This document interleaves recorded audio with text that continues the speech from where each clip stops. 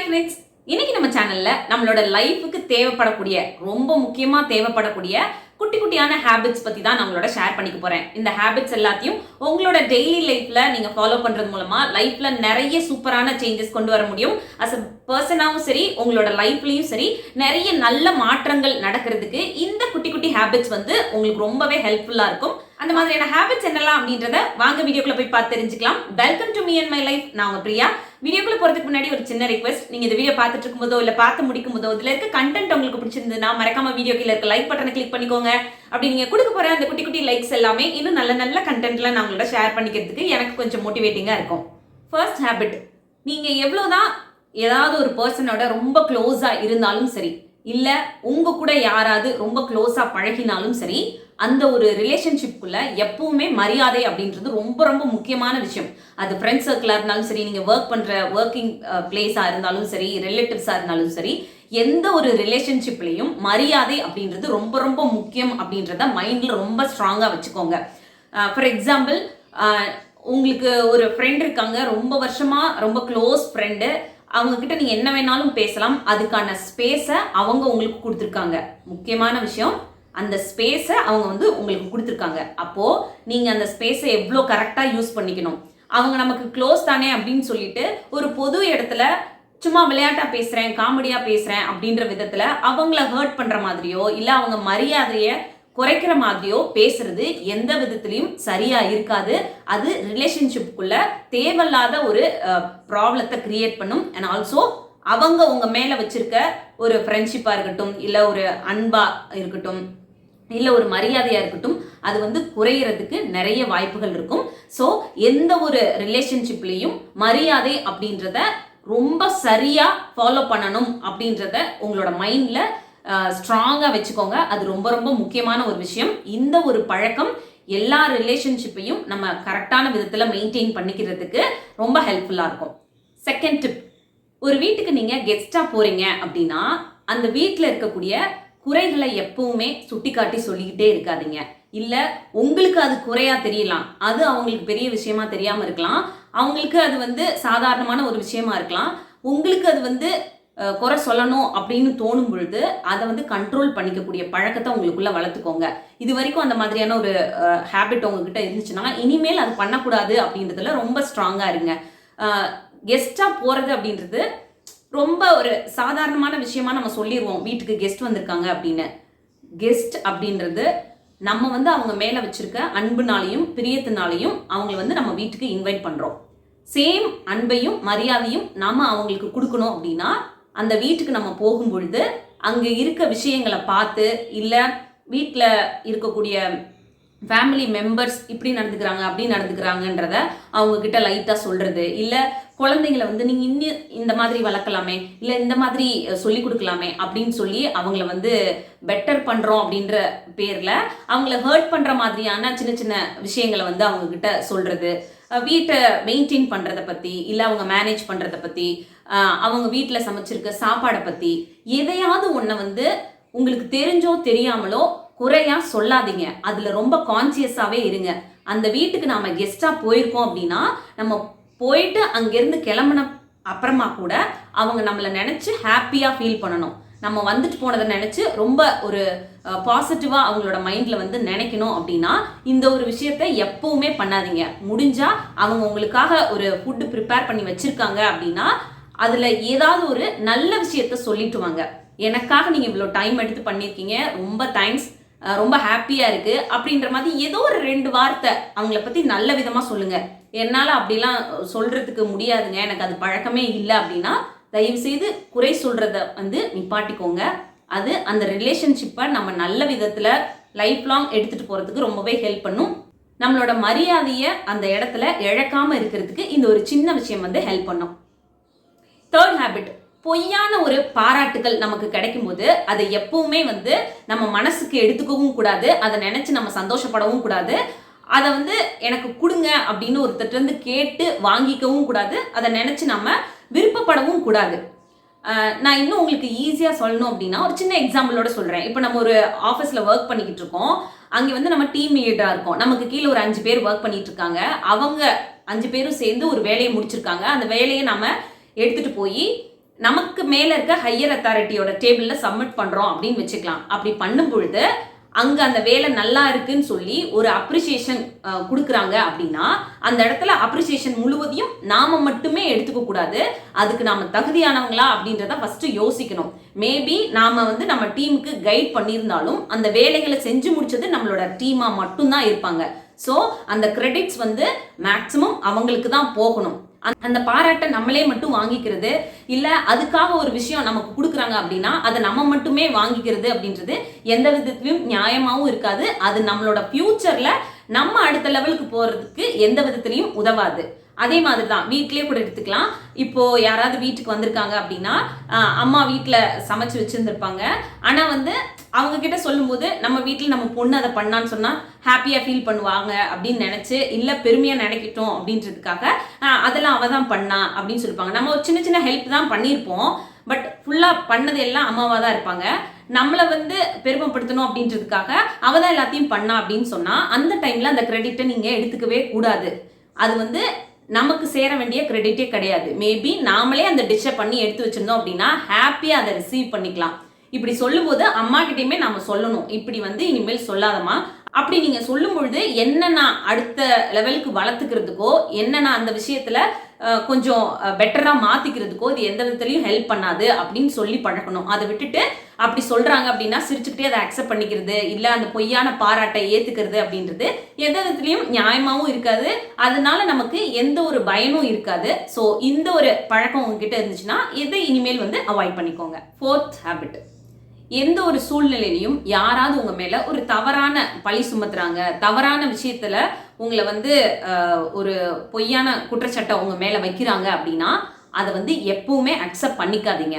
அது எந்த மாதிரியான ஒரு சூழ்நிலையா இருந்தாலும் சரி. ஏன்னா அது உங்களோட நேர்மையை பாதிக்கக்கூடிய ஒரு விஷயம். அந்த இடத்துல நீங்க தப்பு செய்யல, உங்க மேல அவங்க தவறான ஒரு விஷயத்த பழியா சுமத்துறாங்க அப்படின்னா அது சம்பந்தப்பட்ட ஆட்கள் கிட்ட நீங்க போய் பேசி அதை சரி பண்ணுங்க. உங்க மேல யாரு பழி சுமத்துனாங்களோ அவங்களுக்கு நீங்க பதில் சொல்லி இல்ல ஆர்கியூ பண்ணி அவங்களோட சண்டை போட்டு நேரத்தை வீணடிக்கிறது ரொம்ப ரொம்ப வேஸ்ட். அது மட்டும் இல்லாம அந்த மாதிரியான ஆட்கள் நம்ம பதில் சொல்றதுக்கும் தகுதியான ஆட்களும் கிடையாது. யார் இதுல சம்பந்தப்பட்டவங்களோ யாரை வச்சு நம்மள வந்து அவங்க ஒரு தவறான விஷயத்த பழியா சுமத்திருக்காங்களோ அவங்க கிட்ட நீங்க டைரக்டாவே பேசுங்க. நீங்க வந்து என்னை இப்படி தப்பா நினைச்சுக்காதீங்க, அவங்க சொன்ன விஷயமே தவறான விஷயம், இதுதான் நடந்துச்சு, இப்படிதான் என் சைட்ல இருந்து விஷயங்கள் வந்தது, அவங்க அதை வந்து ட்விஸ்ட் பண்ணி சொல்லியிருக்காங்க அப்படின்ற மாதிரி உங்களோட சைடு இருக்கக்கூடிய ஒரு கிளாரிட்டியை சம்பந்தப்பட்டவங்களுக்கு நீங்க கொடுத்துட்டாலே போதும். அப்படி நீங்க பண்ணும்பொழுது அங்க தேவையில்லாத ஒரு ப்ராப்ளம் வந்து உங்களுக்கு வர்றதை நீங்க அவாய்ட் பண்ணிக்க முடியும். ஒண்ணு. ரெண்டாவது விஷயம், நீங்க அந்த சம்பந்தப்பட்டவங்க கிட்டே டைரக்டா போய் தைரியமா உட்காந்து பேசுறதுனால உங்களோட ஹானஸ்டியை வந்து அவங்க அப்ரிஷியேட் பண்ணுவாங்க. உங்க மேல இருக்க மரியாதை தான் ஜாஸ்தியாகும். ஸோ இந்த மாதிரியான சூழ்நிலைகள்ல அந்த சூழ்நிலைக்கு சரி ஓகே அந்த பழியை நம்ம மேல போட்டாங்கனாலும் அப்புறம் அதை பார்த்துக்கலாம், அப்புறம் நம்ம பேசிக்கலாம் அப்படின்னு காலத்தை தாழ்த்திக்கிட்டே இருக்காதீங்க. அண்ட் அந்த பழியை உங்க மேல யார் சொன்னாங்களோ அவங்களுக்கு பதில சொல்லி நேரத்தை வீணடிச்சுக்கிட்டே இருக்காதீங்க. சம்பந்தப்பட்டவங்களோட இதை பேசி சரி பண்ணிட்டீங்க அப்படின்னாலே போதும். இந்த மாதிரியான ப்ராப்ளம்ஸ் ஸ்டார்ட் ஆகும் போதே அதை நம்ம சரி பண்ணிக்க முடியும். 5th ஹேபிட், நமக்கு தெரிஞ்ச ஒரு சர்க்கிளில் இல்லை நமக்கு க்ளோஸான ஃப்ரெண்ட்ஸாக இருக்கட்டும், ரிலேட்டிவ்ஸாக இருக்கட்டும், யாராவது ஒருத்தர் அவங்க வீட்டு ஃபங்க்ஷனுக்கோ இல்லை அவங்க செலிப்ரேட் பண்ணக்கூடிய சின்ன சின்ன மொமெண்ட்ஸ்க்கோ நம்மளை இன்வைட் பண்ணலை அப்படின்னா அங்கே போய் நிற்கக்கூடிய பழக்கத்தை அவாய்ட் பண்ணிக்கோங்க. நிறைய நேரங்களில் அது அவங்களுக்கு கம்ஃபர்டபுளாக இருக்காது, அதனால கூட நம்மளை இன்வைட் பண்ணாமல் இருக்கலாம். அவங்களுக்கு வீட்டில் வேற ஏதாவது ப்ராப்ளம் இருந்திருக்கும், அதனால நம்மளை இன்வைட் பண்ணாமல் இருந்திருக்கலாம்.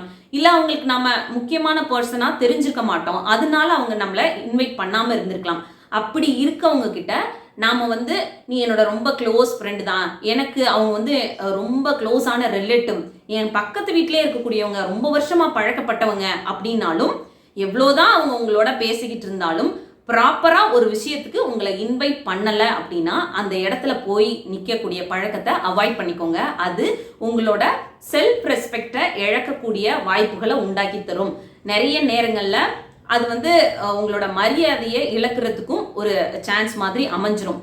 இதையே நீங்க ஒரு தடவைக்கு 2 தடவை ரிப்பீட் பண்ணும் பொழுது அவங்களே கூட உங்களை அவாய்ட் பண்ணுறதுக்கு இல்லை உங்களை வந்து ரொம்ப டேக் இட் ஈஸியாக எடுத்துக்கிறதுக்கும் வாய்ப்புகளை நீங்களே உருவாக்கி கொடுத்துருவீங்க.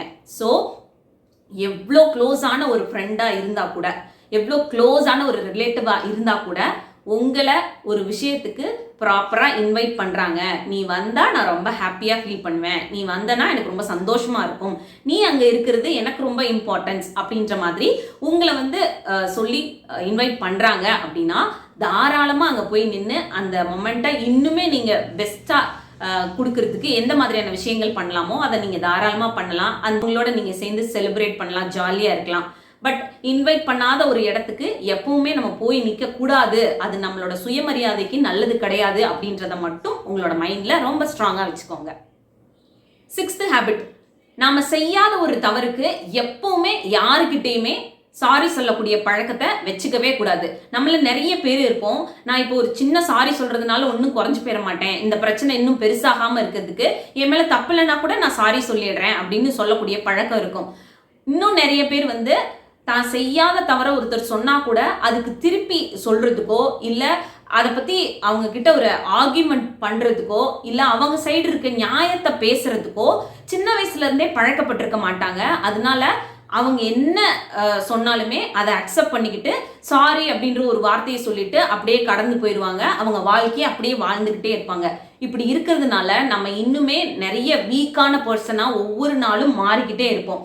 எப்போ நாம செய்யாத தவிர நான் தான் செஞ்சேன்னு சாரி சொல்ல ஆரம்பிக்கிறோமோ அந்த பர்டிகுலர் பர்சன் இருக்காங்கல்ல, நம்ம யாருக்கிட்ட சாரி சொன்னோமோ அந்த ஒரு பர்சன் கிட்ட நம்ம லைஃப் லாங் ஒரு ப்ளீசிங் பர்சனாலிட்டியா மாறிக்கிட்டே இருப்போம். அவங்க என்ன சொன்னாலும் சரி சரின்ற மாதிரியும், அவங்க என்ன ஒரு குற்றச்சாட்டு நம்ம மேல வச்சாலும் அதையும் அக்செப்ட் பண்ணிக்கிற மாதிரியும் ரொம்ப வீக்கான பர்சனா அவங்க கிட்ட மாறிக்கிட்டே இருப்போம். அது நிறைய நேரங்கள்ல அவங்க நம்மளை யூஸ் பண்ணிக்கிறதுக்கும் ஒரு வாய்ப்பா அமைஞ்சிரும். அண்ட் ஆல்சோ இப்படியே ஒரு வாழ்க்கையை நம்ம செய்யாத தவறுகளுக்கு சாரி சொல்லி சொல்லி சொல்லி வாழ்க்கையை வாழும் பொழுது ஒரு டைம் பீரியட்ல நம்ம மேலேயே நமக்கு ஒரு வெறுப்பு வர ஆரம்பிச்சிடும், நம்ம மேலேயே நமக்கு ஒரு மரியாதை இல்லாம போக ஆரம்பிச்சிடும், நம்ம ஒரு செல்ஃப் கான்ஃபிடென்ட்டான பர்சனா இல்லாம போயிடுவோம். ஸோ எப்பவுமே எந்த சூழ்நிலையும் யாருக்கிட்டையும் நம்ம செய்யாத தவறுக்கு சாரி சொல்லக்கூடிய பழக்கத்தை உங்ககிட்ட வச்சுக்காதீங்க. ஒரு சின்ன தவறு பண்ணிட்டீங்க, அது உங்களை விட சின்னவங்களா இருந்தா கூட அவங்க கிட்ட சாரி சொல்றதுனால நம்ம மரியாதை குறைஞ்சு போறது கிடையாது. நம்ம செஞ்ச தவறுக்கு நம்ம சாரி சொல்லி தான் ஆகணும். ஆனா செய்யாத தவறுக்கு எப்பவுமே சாரி சொல்றதுக்கு ரெடியா இருக்காதீங்க. 7th ஹேபிட், எப்பவுமே நீங்க உங்களை ரொம்ப ப்ரெசன்டபிளா வச்சுக்கணும் அப்படின்னு நினைச்சீங்கன்னா நீங்க கான்சென்ட்ரேட் பண்ண வேண்டிய ஃபர்ஸ்ட் விஷயம் உங்களோட ட்ரெஸ் தான். அந்த ட்ரெஸ்ஸை வந்து நீங்கள் எவ்வளோ நேர்த்தியாக எவ்வளோ அழகாக வியர் பண்ணிக்கிறீங்களோ அந்த அளவுக்கு ஒரு இடத்துல ரொம்ப ப்ரெசன்டபிளாக நீங்கள் தெரிவிங்க. நீங்கள் போட்டிருக்கக்கூடிய ட்ரெஸ் ரொம்ப அழகாக இருக்குது, உங்களுக்கு கம்ஃபர்டபுளாக இருக்குன்னா ரொம்ப கான்ஃபிடென்ட்டான பர்சனாக நீங்கள் ஃபீல் பண்ணுவீங்க. நம்ம போட்டிருக்க ட்ரெஸ்ஸை பார்த்து இவங்க ஏதாவது நினச்சிருவாங்களோ, அவங்க ஏதாவது கிண்டல் பண்ணிடுவாங்களோ, இவங்க ஏதாவது கேலி பண்ணிடுவாங்களோ அப்படியெல்லாம் எப்பவுமே நினைக்காதீங்க. நீங்கள் போட்டிருக்க ஒரு ட்ரெஸ் உங்களுக்கு ரொம்ப கான்ஃபிடென்ட்டாக ஃபீல் ஆகிற மாதிரி இருக்குது, உங்களுக்கு ரொம்ப கம்ஃபர்டபுளாக இருக்குது, பார்க்குறதுக்கு நீங்கள் அவ்வளோ பியூட்டிஃபுல்லாக இருக்கீங்க, அந்த ட்ரெஸ்ஸில் ரொம்ப ப்ரெசன்டபுளாக இருக்கீங்க, எந்த விதத்துலையுமே அது ஒரு மாதிரி எந்த இடத்துலையும் ஒரு அன்கம்ஃபர்டபுளான சிச்சுவேஷனை கிரியேட் பண்ணிடாது அப்படின்னு நினச்சிங்கன்னா அந்த ட்ரெஸ்ஸை நீங்கள் கம்ஃபர்டபுளாக அழகாக வியர் பண்ணிக்கோங்க. அது உங்களை இன்னுமே ஒரு ப்ரெசன்டபிளாக காட்டுறதுக்கு நிறைய விதத்தில் ஹெல்ப் பண்ணும். இந்த டிப்பை நான் இன்க்ளூட் பண்ணுறதுக்கான காரணம் என்ன அப்படின்னு பார்த்தீங்கன்னா, எனக்கு இந்த ஏஜ் ஆயிடுச்சு, இந்த ட்ரெஸ்ஸை நான் வியர் பண்ணலாமா, இந்த ட்ரெஸ் வந்து என் ஏஜுக்கு சூட் ஆகிற மாதிரி இருக்குமா அப்படின்ற மாதிரி கமெண்ட்ஸ்லாம் அடிக்கடி நம்ம சேனலில் பார்க்குறேன். அதனால தான் சொல்கிறேன், நீங்கள் என்ன ஏஜாக இருந்தாலும் அந்த ஏஜை வந்து நீங்கள் உங்கள் மைண்டில் வச்சுக்காதீங்க. அந்த டைமில் நீங்கள் போடக்கூடிய ட்ரெஸ் உங்களுக்கு அந்த ஹோல் டே வியர் பண்ணிக்கிறதுக்கு ரொம்ப கம்ஃபர்டபுளாக, பார்க்குறதுக்கு நீட்டாக, உங்களை எலிகண்ட்டாக, ரொம்ப ப்ரெசன்டபுளான ஒரு பர்சனாக காட்டுது. உங்களுக்கு அதை போட்டுக்கும் போது ரொம்ப கம்ஃபர்டபுளாக இருக்குன்னா தாராளமாக வியர் பண்ணிக்கோங்க. இந்த ஒரு பழக்கத்தை இது வரைக்கும் நீங்கள் ஃபாலோ பண்ணாமல் இருந்தீங்கன்னா இப்போலேருந்து இந்த ஒரு ஹேபிட்டை ஃபாலோ பண்ண ஸ்டார்ட் பண்ணுங்க. இன்னுமே ஒரு கான்ஃபிடென்ட்டான பர்சனாக நீங்கள் ஃபீல் பண்ணுறதுக்கு இந்த ஒரு சின்ன ட்ரிப் வந்து உங்களுக்கு ஹெல்ப்ஃபுல்லாக இருக்கும். ஸோ அவ்வளோதான், இந்த வீடியோ தர முடியுது. இன்னொரு யூஸ்ஃபுல்லான வீடியோட நான் உங்களை மீட் பண்ணுறேன். இந்த வீடியோ பிடிச்சிருந்தா மறக்காம லைக் பண்ணுங்க. இன்னும் நம்ம சேனலை சப்ஸ்கிரைப் பண்ணலன்னா ப்ளீஸ் சப்ஸ்கிரைப் பண்ணிக்கோங்க. தேங்க்யூ.